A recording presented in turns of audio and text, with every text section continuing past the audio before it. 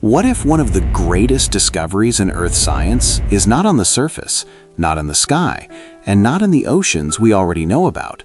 What if deep beneath your feet, hundreds of kilometers below the crust, Earth is hiding something astonishing, a vast reservoir of water locked inside rock? Not an underground sea with waves, not a giant flooded cavern, something far stranger.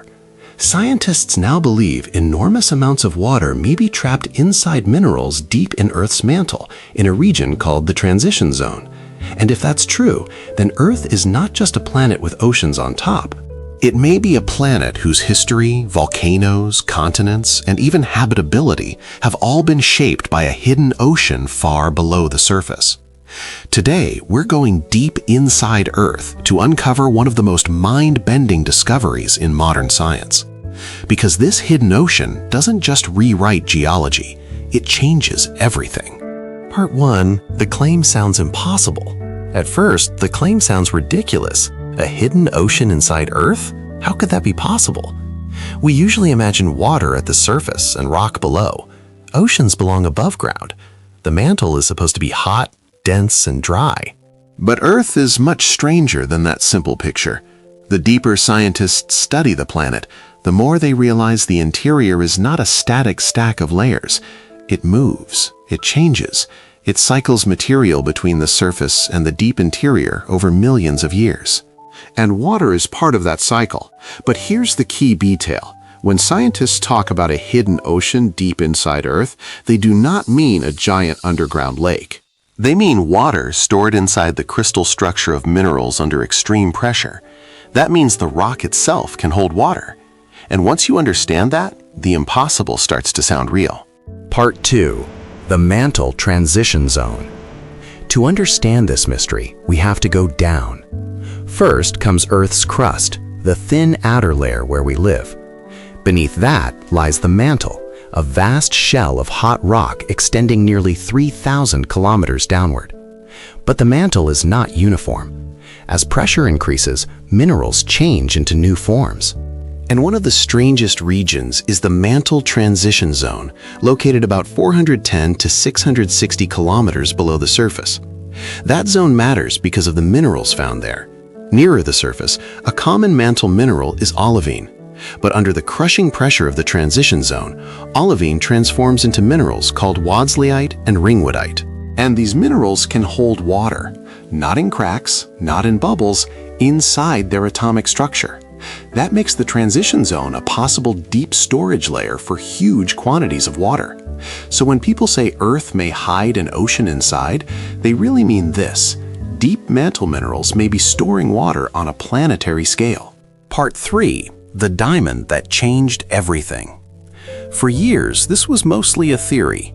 Scientists suspected the transition zone could hold water, but proving it was another matter entirely. No one can drill anywhere close to that depth. So how do you study a place humans can never reach? Sometimes Earth sends samples upward, and in this case, the messenger was a diamond. Diamonds can form deep inside the planet and carry tiny mineral inclusions trapped during their journey. Those inclusions are like sealed time capsules from the deep Earth. Then came a breakthrough. Scientists found a diamond containing ringwoodite with water locked inside it. That was a huge moment. It meant ringwoodite from deep inside Earth was not just theoretical, it was real, and it was wet.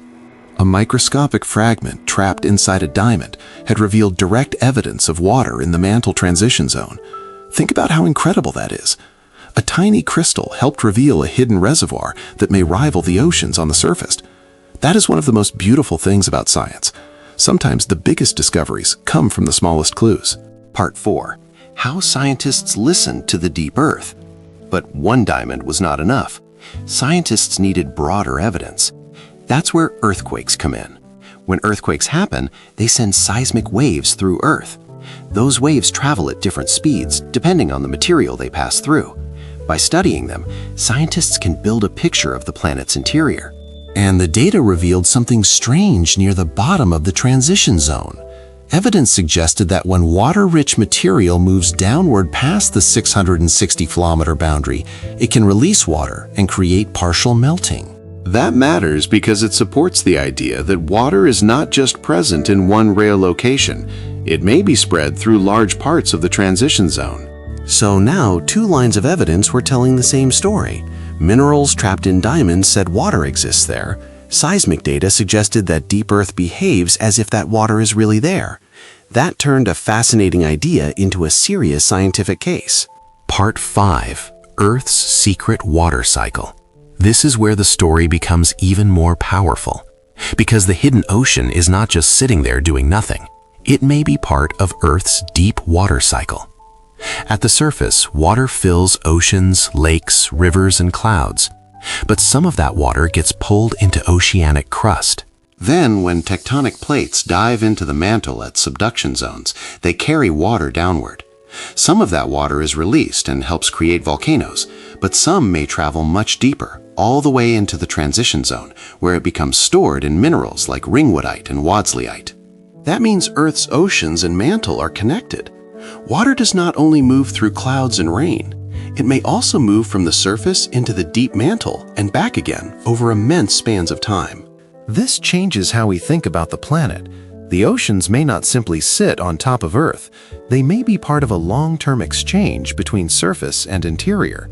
And if that's true, then Earth's deep interior may help regulate how much water remains on the surface over geologic time. Part 6. Why water changes everything. Water inside rock might sound like a minor detail. It isn't. Water changes how minerals behave. It can lower melting temperatures. It can weaken rock. It can affect how the mantle flows. It can influence where magma forms and how tectonic plates move. In other words, water is not just important for life. Deep inside a planet, water is a geological force. Even small amounts can make a huge difference.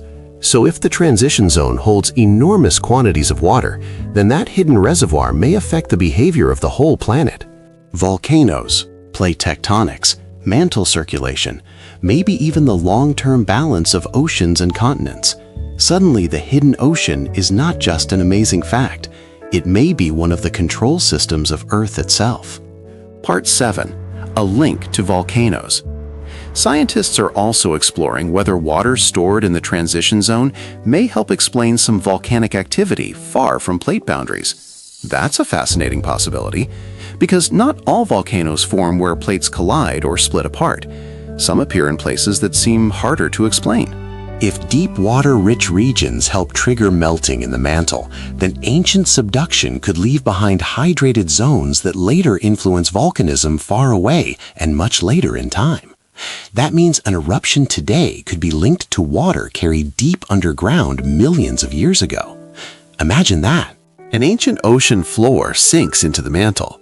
Water gets stored deep below. And long after the original plate is gone, that hidden water may still help generate magma. The surface world could be responding to events buried in the planet's distant past. That is a completely different way of thinking about cause and effect on Earth. Part 8. The 660-kilometer boundary. One of the most important parts of this story is the boundary around 660 kilometers deep. Above it, transition zone minerals can hold significant water. Below it, lower mantle minerals hold much less. So when water-rich material tries to move deeper, the water may be forced out. That can produce melting and may slow or complicate the movement of material across that boundary. In a way, the transition zone may act like a trap, a storage layer, a place where water accumulates because the mineral rules above and below are different. That makes Earth's hidden ocean even more extraordinary.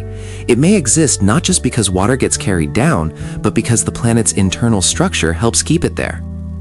Part 9. What this means for Earth's oceans. Now we get to the biggest question. Why does this discovery matter so much? Because it changes how we think about Earth's oceans themselves. Where did all Earth's water come from? How much stayed at the surface? How much was pulled into the mantle? How much later came back through volcanism?